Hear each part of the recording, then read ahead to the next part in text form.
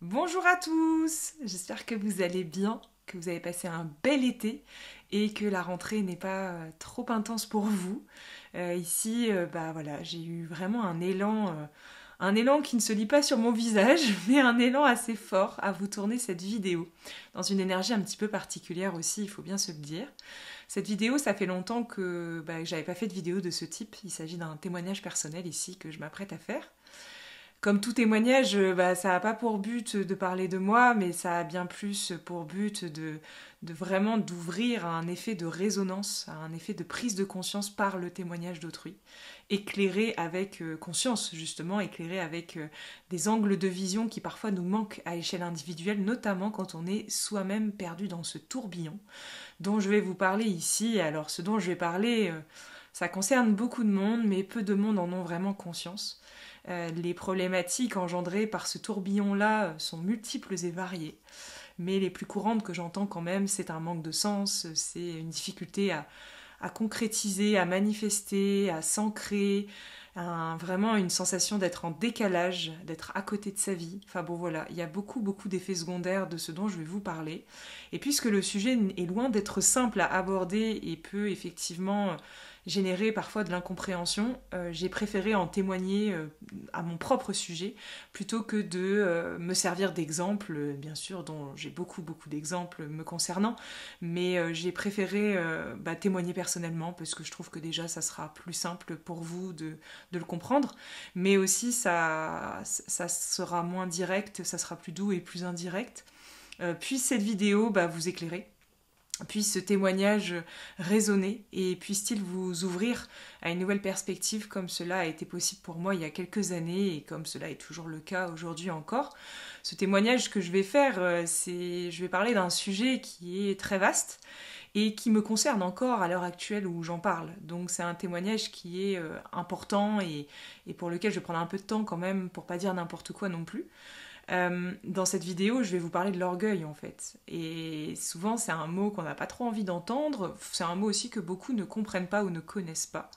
Je dis souvent, l'orgueil, pour moi, si je devais faire une définition très rapide, c'est l'absence de remise en question. C'est la difficulté à se remettre en question. Parce qu'on pense mieux voir, parce qu'on pense mieux savoir, parce qu'on est sûr d'eux, pour plein de raisons. L'orgueil, c'est vraiment, pour moi, l'un des obstacles majeurs sur le chemin et aussi une très grande porte de libération quand il est mis en conscience.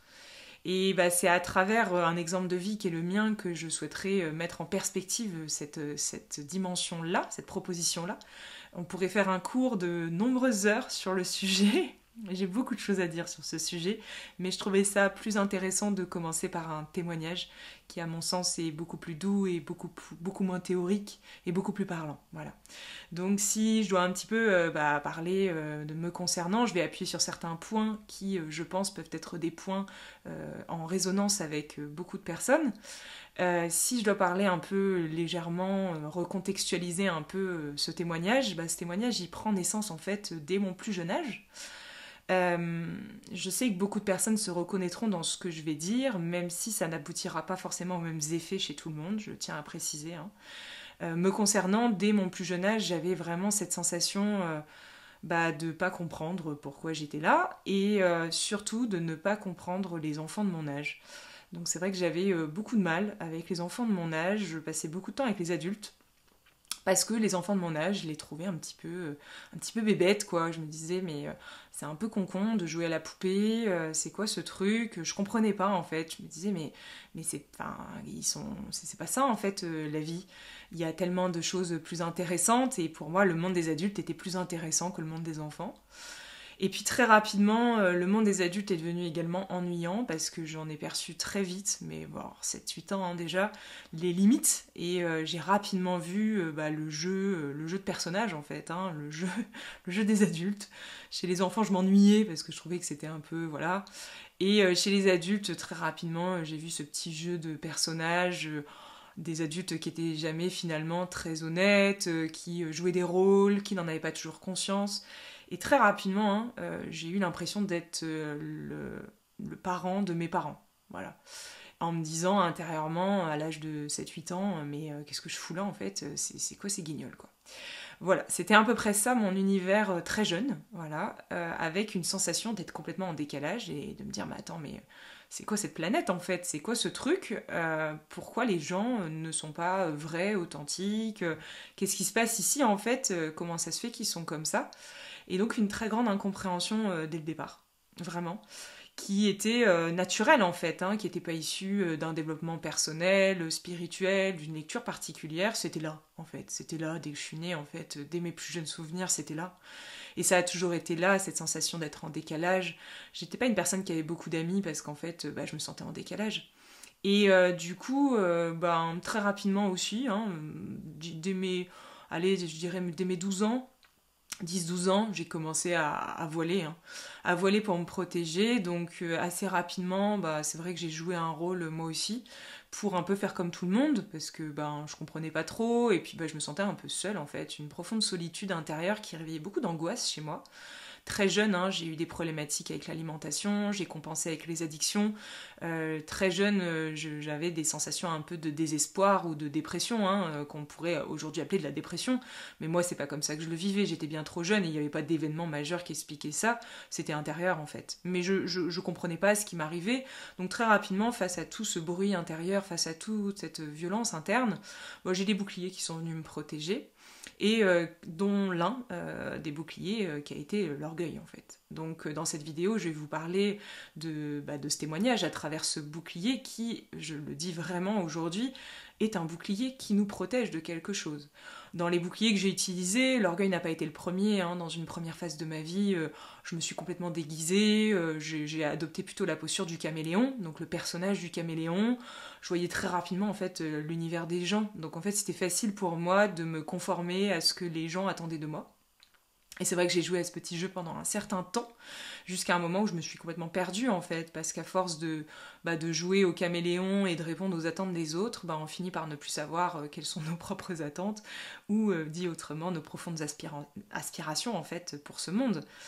Et donc je me suis réveillée un jour, adolescente, bah, plus qu'adolescente, hein, je devais avoir 18-20 ans, voilà, il fallait débuter sa vie active, et puis bah, moi je savais pas ce que je voulais en fait, je savais plus, j'étais perdue, bah, à force d'avoir joué au caméléon, bah, en fait je savais plus qui j'étais, et puis j'avais plus ces souvenirs dont je parle aujourd'hui, qui sont revenus bien plus tard, et donc ben, du coup je savais pas trop quoi faire, ni comment faire. Et puis très rapidement, je me suis protégée avec ce qu'on pourrait appeler l'orgueil. Donc en fait, ça a été une protection pendant beaucoup, beaucoup d'années de ma vie, jusqu'au jour où ça m'a explosé à la tête en fait. Avant que ça m'explose dessus, et je vous expliquerai comment ça a explosé, on va dire que j'étais une personne qui du coup, de par cette capacité à voir naturellement les choses. Et puis aussi, beaucoup s'y reconnaîtront, je sais je ne suis pas seule à fonctionner comme ça, les fonctionnements en arborescence, les pensées analogiques, voilà, je veux dire, au niveau du fonctionnement même, en fait, de la pensée, il y avait quelque chose qui n'était pas de l'ordre de l'analytique, en fait. Il y avait quelque chose qui était de l'ordre de mettre en lien des points les uns avec les autres, qui n'avait pas forcément, dans le monde des formes, de reliance ou de lien les uns avec les autres. Et j'avais une pensée arborescente naturelle, en fait, qui est toujours là aujourd'hui, hein, bien sûr, et qui est très utile aujourd'hui, même si à l'époque elle était meurtrière.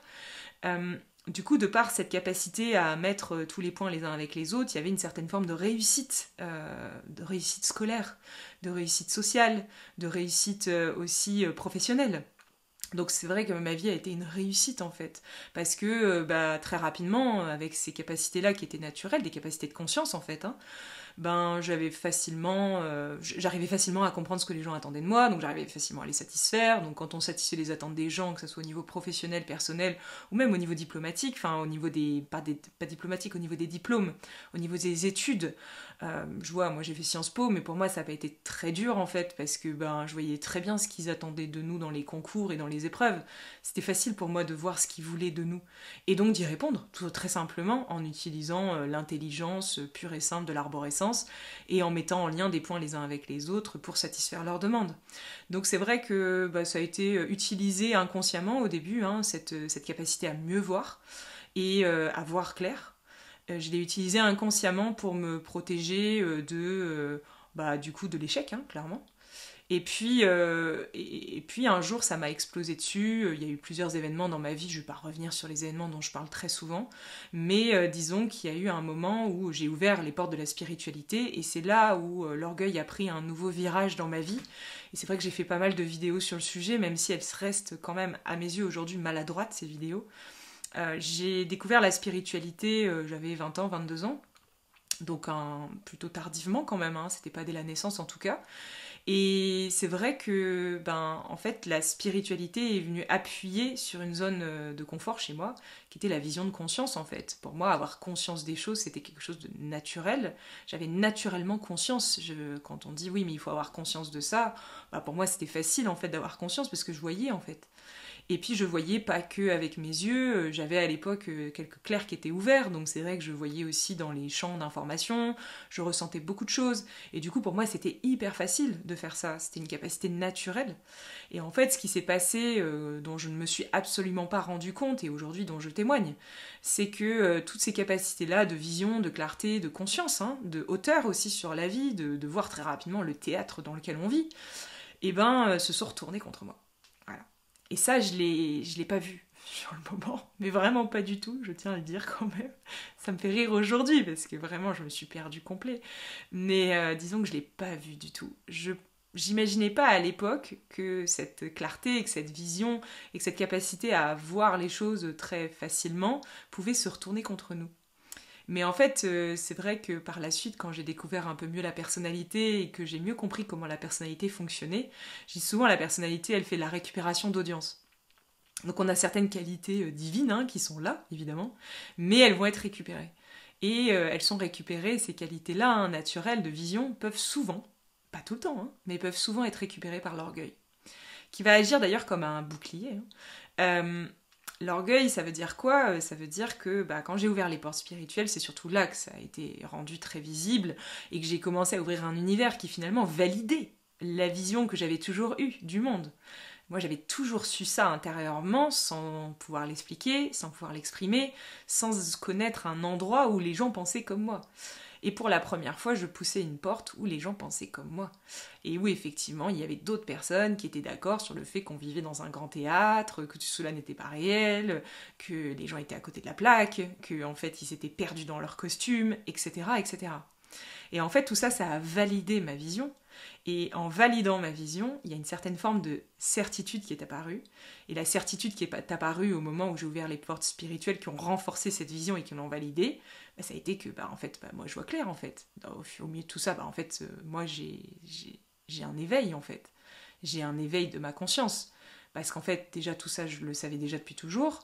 Et puis, en plus de ça, je découvre un univers où tout le monde pense comme moi et où tous ces gens qui pensent comme moi sont éveillés. Donc, en fait, je suis éveillée. Et c'est là où la récupération d'audience a commencé à être importante. Avant, elle était plus subtile, plus sournoise, elle était dans la matière, c'était moins grave. Mais disons qu'au moment où j'ai ouvert les portes spirituelles, il y a eu cette récupération qui a été forte. Et cette illusion très forte, qui a duré à peu près 3 ans, durant lesquels j'étais convaincue d'être éveillée, en fait. C'était même pas une question, c'était une certitude. Et en fait, je ne connaissais pas à l'époque la différence simple entre conscience et présence, par exemple, que je vais exprimer ici dans cette vidéo pour aider, évidemment. C'est que moi, j'avais conscience des choses, je voyais les choses, mais je n'avais aucune présence à moi. C'est-à-dire que cette énergie ne circulait pas à l'intérieur de moi. Je percevais les choses, mais ça restait à échelle mentale. Donc mentalement, j'avais une arborescence importante, j'avais une surcharge mentale qui était considérable, et j'avais cette sensation de toujours tout voir mieux que les autres, évidemment accentuée par ma vie, avec l'humiliation entre autres, mais plein d'autres choses qui se sont produites, qui ont accentué le besoin de mieux voir, d'être reconnu, d'être vu, et tout ça, en fait, c'est joué de moi, en fait, concrètement, au moment où les portes spirituelles se sont ouvertes, comme je le disais juste avant, tout cela a été validé, en fait. Et du coup, ce qui s'est produit, c'est que je suis tombée dans un espèce de trou noir. Je le savais pas à l'époque, pour moi c'était l'éveil en fait. Je suis tombée dans un trou noir dans lequel j'étais persuadée qu'en fait ça y est, c'était bon, j'avais tout compris en fait. J'avais tout compris, j'étais carrément supérieure aux autres, je voyais carrément mieux, c'était évident. Et puis c'était tellement évident que j'en ai fait ma profession un certain temps. Donc j'ai commencé non pas à animer des retraites, mais j'ai commencé par faire de l'individuel et faire des consultations. Où évidemment, à chaque consultation, je voyais mieux. Donc en fait, c'était facile pour moi de dire aux gens ce qu'il y avait comme problème, ce qui se passait à l'intérieur d'eux, d'elles. Sauf que je ne réalisais pas à l'époque que je le faisais depuis le siège de cet orgueil, qui à chaque fois que mentalement, et je ne savais pas que c'était mental, moi je pensais que c'était intégré, mentalement, voyait les choses, avait une certaine vision qui restait mentale et qui n'était pas intégrée, et qui n'était pas vibrée énergétiquement, cette vision-là, je la projetais sur les gens. Et donc maladroitement je les écrasais bien sûr, ça va de soi et on en parlera dans cette vidéo. Mais en plus de tout ça, ça a validé en fait le fait que je voyais mieux, parce que les gens repartaient en se disant « Waouh, elle est géniale, elle voit plein de trucs ». Et je me suis un petit peu perdue comme ça pendant 3 ans. Et concrètement parlant, si je peux décrire et dépeindre cet univers, il est facile, j'ai pris quelques notes en fait à ce sujet. Moi, cet univers orgueilleux et supérieur était entretenu par la pensée. Donc déjà, de manière très simple, je voyais quelqu'un, je voyais clair, donc en fait, je pensais voir clair. C'était ça le danger en fait, c'était que du coup, j'étais sûre de voir clair. Donc vu que j'étais sûre de voir clair, et vu que j'étais sûre que je voyais mieux que les autres, on sait très bien que la pensée est créatrice. Donc on finit avec toute cette conviction et toutes ces croyances à créer une réalité où effectivement on voit mieux que les autres. Et où effectivement on attire à soi que des personnes qui ne voient pas clair. Donc, évidemment, puisqu'on attire à soi que des personnes qui ne voient pas clair, ça valide le fait qu'on voit clair. Et je ne me rendais pas compte que j'étais enfermée dans cette boucle infernale. Qui plus est, par la pensée, j'avais facilement accès à de l'information, donc une certaine vision de la vie. Et cette vision de la vie, elle était mentale. Donc par exemple, quand j'avais un conflit avec quelqu'un, ou quand il y avait quelque chose qui n'allait pas avec une personne ou une situation de ma vie, c'était très rapidement de la faute de l'autre en fait. Et oui. C'était très rapidement de la faute de l'autre parce que je voyais clair dans le jeu de l'autre.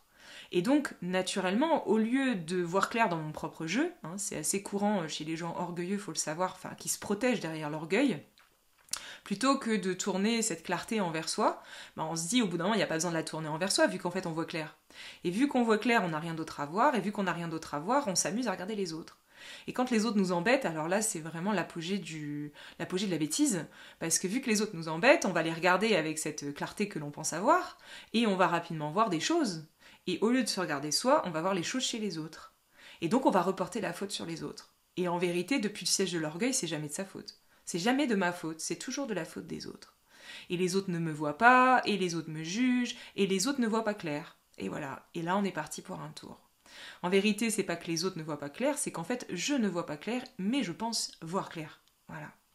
Et j'étais loin d'imaginer cette mascarade-là à l'époque. Je me suis perdue comme ça pendant 3 bonnes années. Il n'y avait pas que ça, il y avait aussi, non seulement c'était de la faute des autres, mais en plus, je ne voyais pas clair à mon sujet, c'est-à-dire que moi, j'avais la vision, mais j'avais pas l'énergie. Donc en fait, j'étais en état d'incongruence totale au niveau énergétique, c'est-à-dire que ma tête voyait, mais mon corps vibrait l'inverse. Donc en fait, énergétiquement, j'étais possédée par l'orgueil, mais dans la vision, je voyais des choses. Parce que ces qualités-là, elles étaient naturelles pour moi, elles le sont toujours aujourd'hui, c'est pas le sujet. Mais ces qualités-là étaient prises d'assaut par cet orgueil, ce bouclier, qui se vibre énergétiquement. Quand le personnage prend possession de notre être, c'est pas notre être que nous vibrons, c'est la vibration du personnage. Et donc il y avait un état d'incongruence profonde en fait qui me concernait, qui était à la fois le personnage qui vibre sur une fréquence de personnage, et à la fois une vision qui s'apparente à être une vision d'éveillé en fait, une vision de clarté. Donc finalement un décalage profond à l'intérieur de mon être, que bien sûr je projetais sur l'extérieur. Donc plutôt que de percevoir le décalage profond qu'il y avait à l'intérieur de moi, entre le personnage et entre ce que je voyais, donc entre la vibration du personnage et la vibration de ce que je voyais, eh bien je projetais ce décalage sur l'extérieur. Et du coup, j'avais toujours la sensation d'être en décalage, de ne jamais être vue, de ne jamais être perçue, d'être jugée parce qu'en fait ils comprennent pas ma lumière, des excuses comme ça, j'en avais plein. Alors que plus tardivement, avec le recul, j'ai compris par la suite qu'en vérité ce décalage était à l'intérieur de moi, et qu'en vérité, à chaque fois que ce personnage prenait possession de mon être, je m'éloignais de cette divinité, qui est l'essence, et qui peut se présenter sous la forme d'une clarté, effectivement, et d'une vision de conscience, mais une vision qui s'intègre, et non pas qui se mentalise uniquement. Et j'ai mis un certain temps à comprendre ce petit jeu, voilà. Et puis ensuite, il y avait aussi une profonde justification, donc c'est vrai qu'à chaque fois que du coup quelque chose me touchait à l'époque, j'avais besoin de me justifier.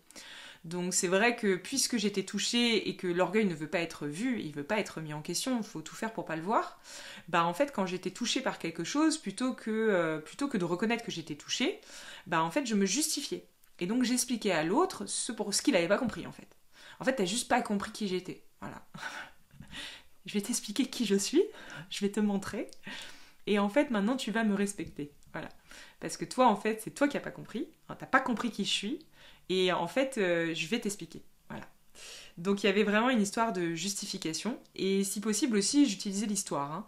Donc j'utilisais aussi beaucoup, oui non mais attends tu peux pas comprendre, moi je suis comme ça depuis toujours, hein, toi tu peux pas comprendre, t'es pas comme ça en fait. Donc toujours une position, beaucoup dans ma vie plus jeune, hein, m'ont dit souvent que j'étais hautaine. Que j'étais hautaine, que j'écrasais les autres, que je prenais les autres pas pour... En fait, je me prenais pas pour de la merde. Et que j'avais tendance à pas mal écraser. Mais moi, je ne m'en rendais pas compte du tout. En fait, moi, tout ce que je voyais, c'était que je voyais clair.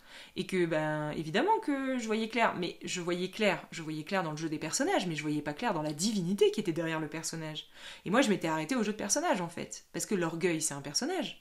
Donc, le personnage ne peut percevoir que le personnage. Donc effectivement, lorsque cette qualité de vision est mise dans les mains du personnage, ça s'arrête à la vision du personnage. Donc je voyais le jeu des personnages chez les autres, je voyais le jeu terrestre, je voyais le jeu, tous les jeux dans les jeux, mais ce que je voyais pas, c'était la divinité qui était derrière.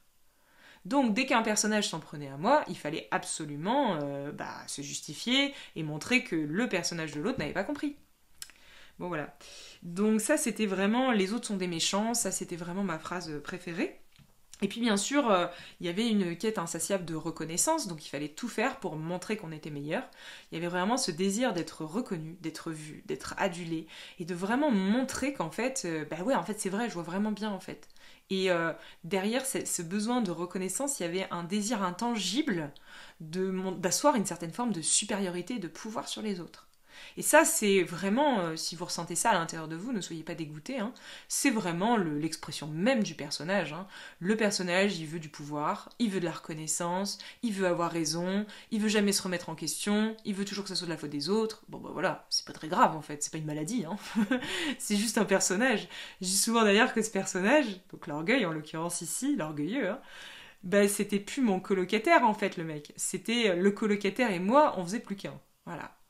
Et puis dans ma vie, j'ai appris à redevenir colocataire avec lui, mais au début, franchement, de ma vie, on ne faisait plus qu'un et c'était difficile. Voilà, et puis il y avait aussi une certaine forme de certitude.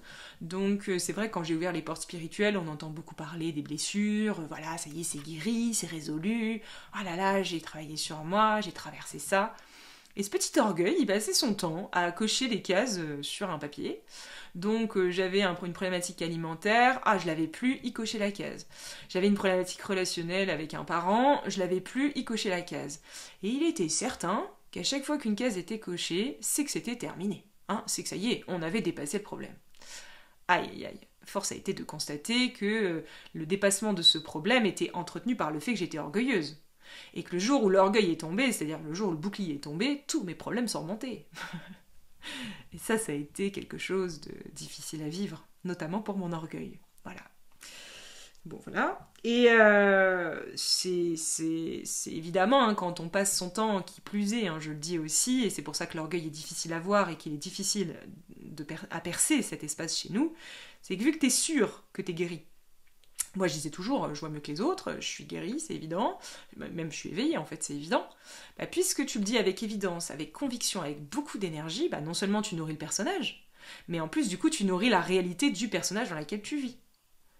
Et vu que tu nourris cette réalité-là, tout fonctionne par électromagnétisme sur Terre, donc la loi du karma, hein, cause-effet, c'est simple à comprendre. Si toi tu vibres A, tu attires A.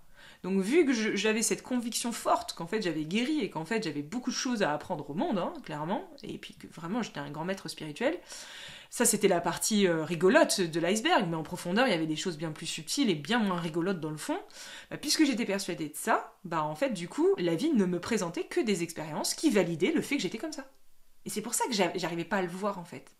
Et c'est pour ça qu'aujourd'hui d'ailleurs, avec plus de recul, jamais de la vie je vais m'amuser à essayer de faire voir à quelqu'un son orgueil. Parce qu'en fait, il n'y a personne qui peut te faire voir ton orgueil, en fait. Il n'y a que toi qui peux te rendre compte de l'orgueil dans lequel tu es. Mais ça serait bien trop prétentieux et orgueilleux à nouveau d'imaginer que, oh là là, bah du coup maintenant je suis munie d'une mission, et ma mission c'est de déceler l'orgueil chez tout le monde. Bah non, parce que je tiens à le dire d'ailleurs pour tous ceux qui écouteraient cette vidéo et qui se disent, ah bah du coup c'est exactement comme mon conjoint, ou c'est exactement comme ma mère, bah sachez qu'un être orgueilleux, au plus vous allez chercher à lui montrer qu'il est orgueilleux, au plus l'orgueil va grandir. Parce qu'en fait, au plus vous cherchez à montrer l'orgueil, au plus vous y portez de l'attention, au plus vous portez de l'attention à l'orgueil, au plus l'orgueil grandit. Et donc ici, j'ai eu beaucoup de chance, moi, entre guillemets, et tout ça, ça a fait grandir mon orgueil, mais derrière, j'ai eu une chute libre qui m'a permis de le voir. Mais c'est sûr que quand quelque chose grandit, grandit, grandit, il y a deux possibilités. C'est soit, bah du coup, je crois que c'est moi, parce que c'est tellement grand, c'est tellement vaste à l'intérieur de moi que je fais plus la différence. Soit c'est tellement grand, tellement vaste que je finis par le voir. Mais l'orgueil ne veut pas être débusqué, puisque bien sûr, c'est une stratégie de survie. Donc sachez que un grand service qu'on peut rendre à tous les êtres qui nous entourent et qui sont évidemment perdus là-dedans, c'est de leur foutre la paix en fait. Et c'est d'arrêter intérieurement de se dire, oh là là, il est orgueilleux, quand est-ce qu'il va se rendre compte? Bon voilà. Donc ici il y a ça. Et puis enfin, bon voilà, il fallait toujours, il y avait vraiment un gros mécanisme d'orgueil aussi, je le dépeins légèrement. Il fallait toujours avoir, vous savez, une tribu ou des gens d'accord avec soi. L'orgueil se soutient et se maintient beaucoup par la cohésion d'un groupe. Donc au plus il y a de gens qui pensent comme moi, au plus il y a de gens qui voient comme moi, au plus il y a de gens qui me valident aussi dans ce que je vois, bah au mieux c'est. Parce qu'effectivement, le personnage se nourrit d'énergie, et il va se nourrir non seulement de l'énergie qu'on lui donne tous les jours en validant nos pensées de supériorité, donc je vois mieux qu'elle, elle a rien compris, toutes ces pensées-là, quand on les valide, on nourrit le personnage, mais qui plus est ici, me concernant en tout cas, il y avait besoin aussi dans la matière de trouver des alliés. Donc c'est vrai que j'avais une légère tendance, que j'avais pas du tout mis sur le coup de l'orgueil au départ, hein, j'avais une légère tendance à faire...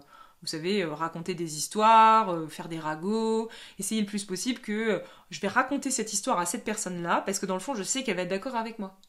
Et en fait, elle va être d'accord avec ma vision. Et si elle est d'accord avec ma vision, c'est que ma vision est meilleure. Et à nouveau, cette vision, c'est la vision de l'orgueil, parce qu'il n'y a que l'orgueil qui a besoin de valider sa vision, en fait. Il n'y a personne d'autre qui a besoin de débattre de sa vision. La vision de conscience, quand elle est, elle est. Elle n'a pas besoin d'être défendue, elle n'a pas besoin d'être prouvée. Elle est naturelle, elle est vibrée d'ailleurs. Elle n'a pas besoin d'être vue. Et le pire que je pense que j'ai fait en termes d'orgueil, hein, et ça, évidemment, il y a quelques preuves à l'appui, et c'est aussi pour ça d'ailleurs que toutes ces preuves ont été laissées. Le pire que je pense que j'ai fait, et c'était vraiment un haut niveau d'incongruence, c'était que je disais sans cesse dans le discours, j'avais un discours qui était horizontal, alors que ma pensée était verticale. Donc mon discours horizontal et inclusif, c'était bah voilà, moi je suis vulnérable, moi je suis une gentille, en fait on est tous égaux, en fait je vois pas mieux que quiconque, ma vision c'est ma vision, ça n'engage que moi, etc. etc. Donc ça c'était ce que je disais, mais dans l'énergie, il y avait quelque chose qui à l'intérieur de moi, en même temps que je disais ça, me disait mais enfin tu sais très bien que c'est pas vrai ce que tu es en train de dire. Tu sais très bien que c'est toi qui as raison quand même. Et tu sais très bien qu'il n'y a rien d'horizontal. Et cette voix-là, dans un premier temps de ma vie, elle prenait le dessus. Et c'était machiavélique. C'était un enfer en fait. Et aujourd'hui, je parle de cet enfer, on en parle beaucoup dans les groupes, dans les retraites, dans les stages, ça sort beaucoup. Et en fait, quand ça sort, vous pouvez pas imaginer la libération des gens, en fait, quand enfin ils le disent. La libération totale, parce qu'au bout d'un moment, tu t'en rends compte, en fait, que c'est un peu machiavélique à l'intérieur de toi. Je dirais même l'orgueil, quand il commence à être vu, il est méchant, en fait. Il est vraiment méchant. Il veut vraiment faire du mal, en fait. C'est vraiment le mal, quoi. Alors, faut être tranquille avec la notion du bien et du mal dès le départ, hein. C'est juste un jeu de personnage, c'est pas ce qu'on est. Et ce jeu-là a pour but de retrouver cet équilibre et cette harmonie en son sein. Parce qu'évidemment, toute l'intention de tout ça, c'est ça derrière. Sauf que quand on le vit, on oublie tout ça. Et du coup, on peut vite penser, de manière un peu bête, qu'on est méchant. Voilà. Et donc moi, j'ai eu plusieurs fois des choses comme ça, un petit peu machiavéliques à l'intérieur de moi, où je me rappelle, quelqu'un me parlait, et je lui disais, oui, oui, je te comprends, oh là là, ça doit être dur ce que tu vis, me parler d'un problème par exemple, ça doit être dur ce que tu vis. Et puis, dans ma tête, l'orgueil commençait à dire, mais enfin, elle est tellement nulle, mais quelle grosse conne, elle a rien compris du tout, tu vois pas comme elle est débile. Et quand cette voix-là prend le dessus sur l'être, bah c'est une souffrance en fait, hein, au quotidien. Et moi, je me rappelle au paroxysme de cet orgueil-là, hein, parce qu'il y a un moment, on touche le paroxysme, avant le déclin, on touche un paroxysme. Hein. Je dis toujours, quand ça pue, il faut y aller. Avant le déclin, avant le début du déclin, hein, c'est comme sur Terre actuellement, vous voyez, avant le début du déclin, qui va laisser place à cette nouvelle ère, bah, il y a un état de paroxysme qui est atteint, un état d'extrême débilité, d'extrême violence, d'extrême confusion, de brouhaha total, de déperdition totale de l'être. Bah, au paroxysme vraiment fort de cette cohabitation là ici, de cette colocation qui n'en était plus une, au paroxysme, c'était horrible. Parce qu'en fait, vous voyez, je prenais mon téléphone, je regardais sur Instagram, et chaque personne que je percevais, bon, bien sûr que dans l'univers spirituel, hein, parce que c'était là où l'orgueil se posait le plus, hein, chaque personne que je voyais, parce que la matière, ils étaient tous cons, et c'était officiel, donc en fait ça servait à rien de leur donner de l'attention, parce qu'en fait eux, même pas, ils étaient intelligents. Donc voilà, c'était clair en fait. Par contre, les gens spirituels, fallait quand même leur donner de l'attention, parce qu'il y en avait certains qui voulaient quand même me dépasser, tu vois. Enfin, dépasser l'orgueil qui avait pris possession de mon être. Et du coup, je scrollais sur Instagram, il n'y avait pas une seconde où dans ma tête, il n'y avait rien. Et ça passait son temps à dire, ouais non mais elle, t'as vu, ses formations c'est hyper cher, elle se prend pour qui, en plus c'est que de l'ego, en plus c'est machin. Donc je percevais l'ego de tout le monde, mais par contre je ne percevais pas le mien. Et ça a été au paroxysme en fait. Voilà, je témoigne de ça aujourd'hui parce que c'est un enfer que beaucoup d'êtres vivent, vraiment. Et je le sais aujourd'hui parce que celui qui prend conscience de ça, bah évidemment le met en lumière chez soi, donc le met en lumière chez les autres. Donc évidemment qu'aujourd'hui j'ai beaucoup de compassion hein, pour tous ceux qui traversent ça. Mais à l'époque, faut le savoir, quand moi j'ai atteint le paroxysme de cet espace, j'avais pas de compassion pour les autres en fait. Tous ceux dans cette forme d'orgueil me répugnaient totalement. J'avais même une violence intérieure qui pouvait sortir dans la matière et qui se manifestait, je tiens à le préciser, par des crises de nerfs, des colères à n'en plus finir, des choses un peu comme ça, vous voyez, où vraiment c'était, en fait, si tu crois que je suis inférieure à toi, je vais te montrer que non et je vais tellement te faire mal que tu vas le savoir en fait. Donc voilà, il y avait une certaine forme d'intimidation permanente, et quand je ne pouvais pas résoudre un conflit, ou quand je voyais que ce conflit, de toute façon, j'avais pas les épaules, j'étais pas suffisamment armée pour faire face à cette situation, bah c'est simple, je fuyais en fait. Hein. Donc je faisais l'inverse, je me cassais, mais je fuyais la tête haute. Hein. En gros, ils ne méritent pas mon attention parce qu'ils ont rien compris. Voilà. Donc c'est quelque chose qui a duré un certain temps chez moi, et qui a commencé à s'effondrer il y a environ 6-7 ans en arrière. L'effondrement a été douloureux, hein, parce que bah, j'étais allée loin dans la connerie, évidemment. Et cet effondrement a été facilité par des expériences me concernant, mais ça peut être facilité aussi par un réveil spontané. Hein. J'ai des stagiaires, très clairement, c'est spontané. D'un seul coup, ils perçoivent, c'est comme ça. C'est le moment de le voir, voilà. Donc il n'y a pas forcément besoin d'une expérience douloureuse en tant que telle, hein. Il y a besoin juste de conscience, hein, tout simplement. Mais certaines expériences douloureuses sont au service de ces éclairages de conscience pour certains. Et puis, du coup, j'aimerais aussi parler de ce qu'il y a derrière, parce qu'il y a aussi des personnes qui peut-être écoutent cette vidéo et se disent, bah oui, tout ça, bah oui, moi je le vois en fait. Ouais, j'en ai conscience en fait. Aujourd'hui, j'ai conscience de mon orgueil. Alors déjà, à toutes ces personnes-là, bravo, parce que c'est pas si simple d'en avoir conscience. C'est un sacré bouclier, et du coup, en avoir conscience, c'est finalement débuter un processus dans lequel le bouclier tombe. Et ce bouclier, c'est pas pour rien qu'il est là, hein. Il est là parce qu'il protège, chez la majorité toujours, hein, une insécurité profonde. Donc chez moi, en l'occurrence, ça protégeait une grande insécurité, une grande anxiété, une anxiété que j'ai également depuis que je suis petite. Voilà. Donc cette anxiété, elle cohabitait depuis petite avec cette vision-là très claire du monde. Mais il y avait cette anxiété derrière, cette peur profonde de je ne sais même pas quoi, mais qui est là. Et ben ce bouclier-là protégeait ça en fait. Il faut pas montrer ça, parce que si je montre ça, je vais me faire écraser en fait. Et ils vont me faire du mal. Donc effectivement, quand le bouclier commence à se fissurer, c'est toutes ces peurs-là qui remontent. Donc je dis souvent, si on veut cheminer en direction de cette libération de cet orgueil, le premier ingrédient vers lequel on va se tourner, c'est la peur. Bah ouais, la peur va devenir un messager de conscience, quand c'est perçu intelligemment. Parce que finalement, moi je me suis rendu compte, pendant toutes ces années où je m'étais enfermée là-dedans, que je ne faisais que les choses qui me rassuraient. Je n'allais qu'en terrain connu et conquis. Je n'allais pas en terrain inconnu ni non conquis. Même si j'ai beaucoup voyagé, c'était un terrain connu pour moi. Donc, j'allais que dans le connu, j'allais que dans ce qui validait ma pensée. Donc, dès que je chantais la peur, je fuyais, ou j'allais pas dans cet environnement-là. À quoi bon aller dans cet environnement-là? De toute façon, j'ai une mission, hein, c'est d'éclairer le monde, et je ne vais quand même pas aller dans cet endroit-là qui fait peur. S'il fait peur, c'est qu'il y a des énergies négatives. S'il y a des énergies négatives, ma présence n'est pas la bienvenue, puisque j'éclaire tellement fort que je vais me faire attaquer. Hein. Il y avait ce genre de fonctionnement aussi derrière, hein, faut le savoir. Donc, du coup, quand j'ai commencé à saisir et à prendre conscience de cette entourloupe, j'ai utilisé moi personnellement la peur comme messager. C'est-à-dire ici, non pas de manière complètement masochiste, oh là là, je vais me mettre dans toutes les situations qui me font flipper maintenant, non pas du tout. C'est, ok, dans ce quotidien, je me laisse aller. Et dans ce que le quotidien présente, il y a des choses qui me font peur.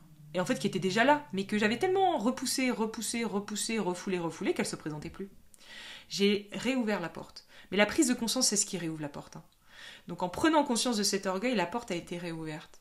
La porte qui a envoyé les messagers. Et les messagers qui m'ont été envoyés de manière très synchronistique à ce moment-là ont été que des messagers de peur. L'angoisse est remontée, que des situations d'anxiété en fait au quotidien. C'est là où j'ai commencé à habiter dans un environnement qui générait chez moi de l'anxiété au quotidien, avec des crises d'angoisse à répétition. Et plutôt que de fuir, plutôt que de faire ce que j'avais fait toute ma vie, hein, ou de me mettre à nouveau derrière mon bouclier là comme ça, j'ai affronté cette situation. Donc j'ai traversé la peur. Donc traverser la peur, ça veut pas dire on se laisse faire, hein. Ça veut pas dire on se fait marcher dessus. Mais ça veut tout simplement dire, intérieurement, c'est intérieur, hein, intérieurement, je nommais pas de résistance à cela. Avant, avec mon orgueil, c'était simple, dès qu'il y avait quelque chose qui commençait à faire vibrer un peu une corde à l'intérieur de moi et qui me faisait peur, avec cet orgueil, j'avais une vision.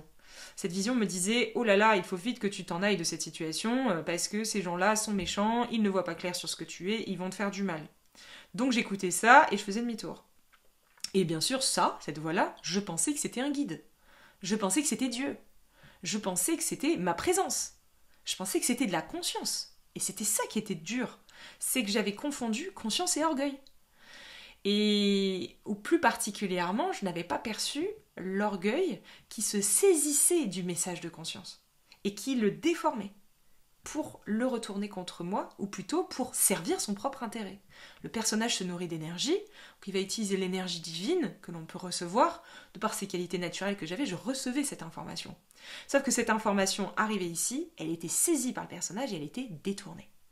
Et j'avais la mauvaise habitude de l'écouter, parce que je pensais que c'était la voix du ciel. Donc j'écoutais cette voix et je faisais demi-tour. Et puis du coup, quand je me suis rendu compte de tout ça, je me suis dit, maintenant je vais arrêter d'écouter. En fait, je vais arrêter d'écouter. C'est quoi, en fait, je reste là. Donc j'ai commencé à vivre des épreuves importantes, qui se sont d'ailleurs intensifiées, hein, parce que quand l'élève est prêt, le maître apparaît. Et là, on ne parle pas de la maîtrise orgueilleuse, on parle du maître. Donc la maîtrise.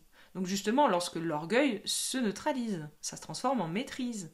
Et ça, c'est chouette, hein, comme qualité divine qu'on peut d'ailleurs par la suite offrir au monde.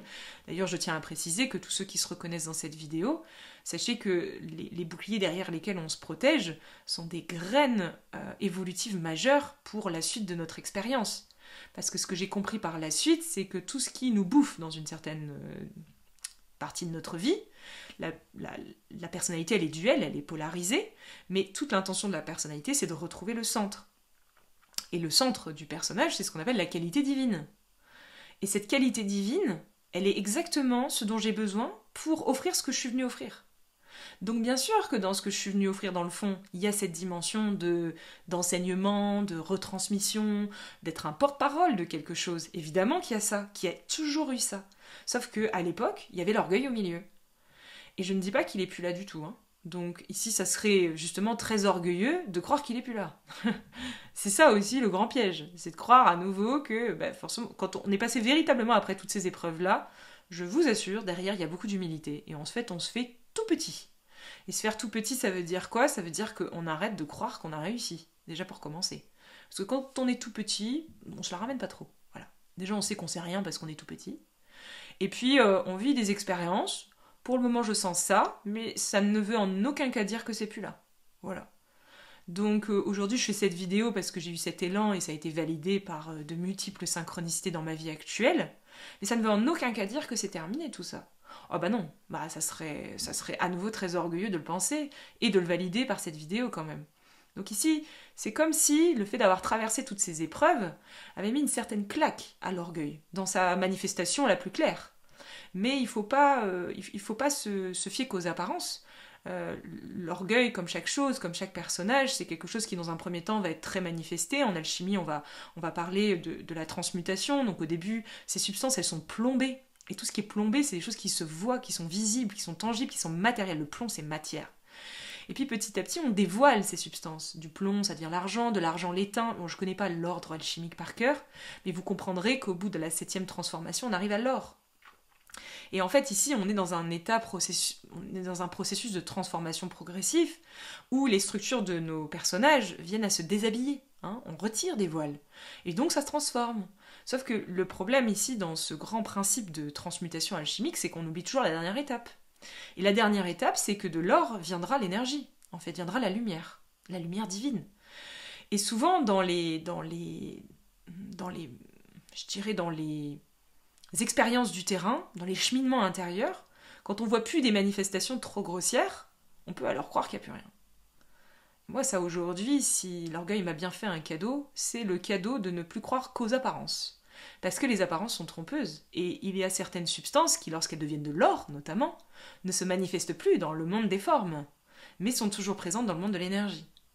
Donc aujourd'hui, c'est comme si j'avais conscience, sans pouvoir en définir des contours bien précis, j'ai conscience que certaines structures énergétiques sont encore là. Voilà. Mais que tout le jeu ne consiste pas à chercher à les résoudre ou quoi que ce soit, ça consiste juste à les laisser être. Donc dans tout ce processus d'orgueil, sachez qu'il y a eu une étape qui a été fondamentale dans ce processus, c'est que j'ai eu cette prise de conscience il y a quelques années en arrière de cet orgueil, donc j'ai commencé à le percevoir. Sauf que cette prise de conscience a été le point de départ d'un cheminement qui m'a invité à traverser des épreuves de vie, qui ont été difficiles, qui ont fait remonter de l'information intérieure, donc de la peur, de l'angoisse, et qui ont été facilitées par les expériences dans la matière. Et les expériences dans la matière, sachez-le, je préfère prévenir parce que c'est vrai que c'est quelque chose que je vois très souvent. Il faut s'imaginer que pendant des années, toi avec ton orgueil, tu te rendais pas compte, mais t'écrasais tout le monde en fait. Et vu que t'as écrasé tout le monde pendant des années et qu'ici tout est cause à effet, et qu'en fait on finit toujours par payer sa dette, mais cette dette-là, elle n'est pas pour nous faire du mal, elle est pour nous aider à nous élever et à comprendre. À comprendre. Un enfant, il comprend son erreur, il grandit l'enfant parce qu'il a compris des choses. Comment on peut comprendre quelque chose si on n'en fait pas l'expérience? Si on ne fait pas l'expérience de ce qu'on a fait subir aux autres, on ne peut pas le comprendre. On peut que théoriquement le comprendre. Mais si on ne le vit pas intérieurement, on ne pourra jamais le saisir profondément.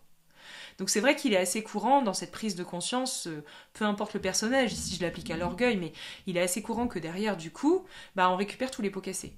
Donc il va y avoir un système d'inversion où en fait tout ce que nous on a fait aux autres, c'est quelque chose qui va nous revenir. Et donc c'est vrai que dans ce grand exercice qui m'a été offert, dans ce grand terrain expérientiel qui a duré plusieurs années et qui dure encore aujourd'hui, mais différemment, j'ai eu droit à série de jugements. Et vous le savez, puisque si vous regardez cette vidéo, c'est que vous êtes sur YouTube. Et si vous êtes sur YouTube, vous savez très bien que ça fait quelques années que je suis sur YouTube. Et maintenant, vous comprenez peut-être pourquoi. Ici, au moment où il y a eu cette prise de conscience de cet orgueil, en même temps, il y a eu cet appel à ouvrir cette chaîne. Et j'étais loin d'imaginer que cette chaîne serait le support d'un juste retour de ce que j'avais fait subir au monde en permanence pendant des années. Dans les commentaires, dans les jugements. Je dis pas que c'est la chose principale et je dis pas qu'il n'y a eu que des jugements négatifs, mais tous les créateurs de contenu le savent, quand on s'expose publiquement, on s'expose à la critique. Et quand on a un petit personnage orgueilleux qui se prend un peu pour le maître de la Terre, là, comme ça, et qui a eu l'habitude de prendre possession de notre être toute notre vie, c'est une épreuve à vivre. C'est vraiment difficile. Parce qu'on a vraiment l'impression que les gens nous attaquent, en fait.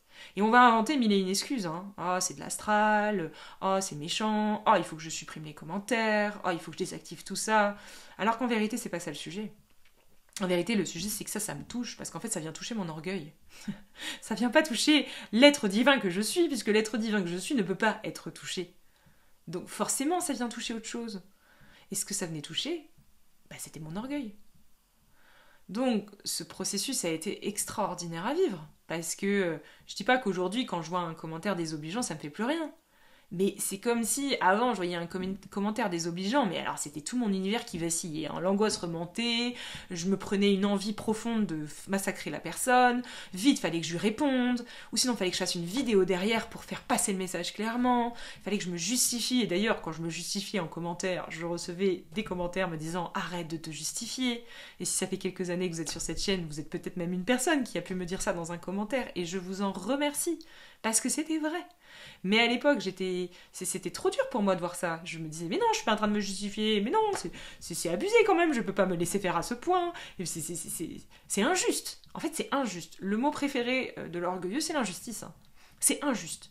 C'est injuste parce que il voit pas clair. Du coup, la faute, c'est moi, alors qu'en fait, ça n'a jamais été moi. C'est injuste. Mais bien sûr, l'orgueil adore se revêtir d'injustice parce qu'il pense que, sous couvert d'injustice, il a le droit de tout faire. Alors qu'en vérité, le seul être qui est injuste, bah c'est lui. Voilà. Et donc, il récupère et il récolte l'injustice dans la matière. Pour pouvoir montrer son stratagème, pour pouvoir le dévoiler.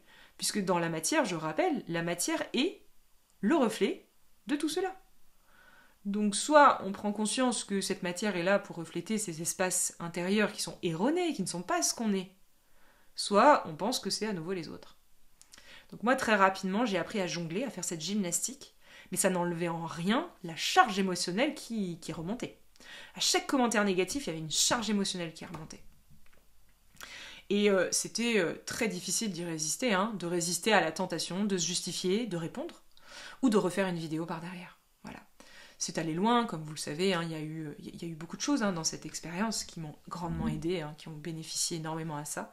Et puis après, il y a eu évidemment, non pas que les expériences en ligne, il y a eu aussi toutes les expériences dans la matière. J'animais des stages, c'était il y a peut-être 4 ans en arrière, et je tombais que sur des gens orgueilleux. Et en fait, ces gens orgueilleux qui participaient aux retraites, c'est pas des gens, c'est des personnages orgueilleux qui avaient pris possession des gens, qu'on se comprenne bien, je parle pas des gens en eux-mêmes ici. Et bien, ces facettes orgueilleuses m'écrasaient en public et en présentiel. Et en présentiel, je me retrouvais face à quelqu'un qui était colonisé par son orgueil, qui était colocataire comme moi avec lui, sauf que lui, il n'en avait pas conscience. Moi, j'en avais conscience chez moi, donc je le voyais chez l'autre. Et du coup, je me suis vue à plusieurs reprises essayer de planter un couteau dans la tête de l'orgueil de la personne. Pas dans la personne, dans la tête de l'orgueil. Parce qu'en fait, c'était insupportable pour moi de supporter la présence de ce stagiaire qui était orgueilleux. Parce que c'était insupportable pour moi de supporter la présence de mon propre orgueil. Et d'être colocataire avec un truc aussi dégoûtant, en fait, à l'intérieur. Donc, en présentiel, je me suis beaucoup débattue aussi. Ça m'a valu quelques crises de nerfs aussi, quelques mots totalement déplacés, des moments où vraiment c'était mon orgueil qui se débattait en fait. Et j'en avais pleinement conscience et c'était ça le plus dur. C'est qu'en plus je me voyais faire, mais c'était plus fort que moi en fait. Et forcément c'était plus fort que moi parce que j'avais tellement alimenté ça toute ma vie, je lui avais tellement laissé la place, que cette place était tout le temps prise en fait, par sa présence. Et ça a été pour moi extrêmement difficile et douloureux de le voir faire, de voir les autres qui du coup me jugeaient. Donc, j'ai reçu, c'est vrai, pendant plusieurs années, beaucoup de commentaires, et beaucoup de gens aussi en présentiel, qui m'ont clairement dit « mais t'es orgueilleuse en fait, tu nous fais chier avec ton petit rôle de maîtresse là. Et puis tu nous fais chier avec ton petit truc un peu infantilisant, parce que l'orgueil aime bien prendre les autres pour des enfants, ton truc un peu infantilisant là qui nous écrase là, tu nous fais un peu chier en fait, clairement. Bon, voilà. Et oui, j'étais au courant en fait. J'étais au courant de tout ça, mais c'était comme si j'étais prisonnière de ça. Et au lieu de lutter contre ça et au lieu de succomber à la tentation de chercher à le résoudre, de chercher à le cacher, évidemment c'est ce que j'aurais pu faire, chercher à le résoudre, chercher à le cacher, chercher à faire comme si de rien n'était, moi j'ai fait plutôt l'inverse en fait. Je me suis dit c'est là, en fait je ne peux rien faire parce que si je cherche à le modifier, je suis de nouveau en train de le renforcer. Et c'est évidemment la base de tous les enseignements transmis sur cette chaîne, donc ça a été un immense cadeau en termes d'enseignement. Donc du coup je me suis dit mais en fait il va falloir apprendre à habiter avec. Et arrêter de l'alimenter. Donc ce truc-là, il prenait possession de moi, et moi ce que je faisais c'était que je poursuivais ma journée sans me préoccuper de lui, tout en sachant qu'il était là. Et puis au bout d'un moment, à force de ne plus donner d'attention, de crédit à tout ça, et à force de plus chercher à me justifier, de plus chercher à avoir raison, de plus chercher tout ce que j'ai dit avant, à force de ne plus répondre aux injonctions du personnage, à force de ne plus y répondre, bah en fait énergétiquement on l'alimente plus. Et ce qui s'est passé, c'est ce que certains stagiaires me disent encore aujourd'hui, parce qu'aujourd'hui on peut en parler, à l'époque c'était trop compliqué, mais aujourd'hui ils vont me dire mais c'est marrant parce que tu vois, tout ce truc là que tu dis, mais je le voyais moi depuis le début chez toi en fait. Beaucoup me l'ont dit quand je l'ai avoué. Ça fait longtemps que je l'avoue, je l'ai juste jamais dit publiquement parce que je savais que ça allait être un petit peu maladroit, donc j'évitais pour le moment, mais là, étant donné l'appel que j'ai ressenti, j'y suis allée. Du coup, il me disait toujours, mais je le vois en fait, depuis le début, sur ta chaîne YouTube, on le voit ce truc. Mais tous ont quand même convergé pour me dire, on voyait ça, mais on voyait aussi qu'il y avait autre chose derrière. Et c'est comme si, oui, t'étais là avec ce truc-là, mais que t'étais aussi ailleurs en même temps. Et en fait, c'est vraiment quelque chose dont je veux témoigner, qui s'applique à chaque chose dans notre vie. C'est que quand énergétiquement, intérieurement, et c'est pour ça qu'on dit que ce chemin est intérieur, quand intérieurement, on arrête de valider ça, on arrête énergétiquement de lui donner de l'importance, on arrête de fixer dessus, on arrête de chercher à le résoudre, on arrête de chercher à le modifier, on arrête d'y porter notre attention pour le modifier, pour ceci ou pour cela. C'est comme si c'est là, mais c'est comme si c'est pas ce qui nous définit. Et c'est ce que tout le monde m'a dit par la suite. Parce que moi, par la suite, j'ai posé la question. Je me suis dit, mais pourquoi vous avez suivi cette chaîne YouTube alors que vous aviez vu cet espace chez moi? Peut-être que certains ne l'avaient pas vu du tout. Et en l'occurrence ici, il n'y a pas de sujet. C'est pas forcément la principale chose que je reflète. Il y en a plein d'autres. Mais ici, tous m'ont dit, mais en fait, c'est parce qu'il y avait quelque chose derrière. On sentait qu'il y avait quelque chose derrière. Et ce truc qu'il y avait derrière, c'était cette conscience. Cette conscience qui, en fait, dans l'instant, a plus de... je dirais pas pouvoir parce que c'est pas ça, a plus de force que le personnage. Et une force immense de conscience, il faut le savoir, c'est justement de ne plus modifier les choses, parce que ça c'est de la faiblesse, mais c'est d'apprendre au cœur des choses à porter son attention sur la poursuite de la vie. Donc c'est-à-dire, même si à l'orage, pour moi l'orage c'était l'orgueil, même si l'orage se déclenchait, c'est vrai que j'étais sous l'orage, même si j'étais sous l'orage, je poursuivais ma journée. Je vais quand même pas regarder l'orage, me demander comment je vais le résoudre, me demander pourquoi il pleut, me dire fais chier aujourd'hui il pleut, oh là là du coup je peux rien faire, non. Alors attends, c'est quoi qu'il fallait faire là déjà? Allez, je poursuis ma journée. J'arrête de donner autant d'importance et de crédit à tout ça. Et au bout d'un moment, c'est une règle qui est simple dans le monde dans lequel on vit, tout ce qu'on n'alimente plus finit par mourir. Donc ça a facilité cette transformation progressive, ces voiles grossiers qui sont devenus plus subtils. Et je ne suis pas du tout pour autant en train de dire aujourd'hui que c'est une expérience terminée.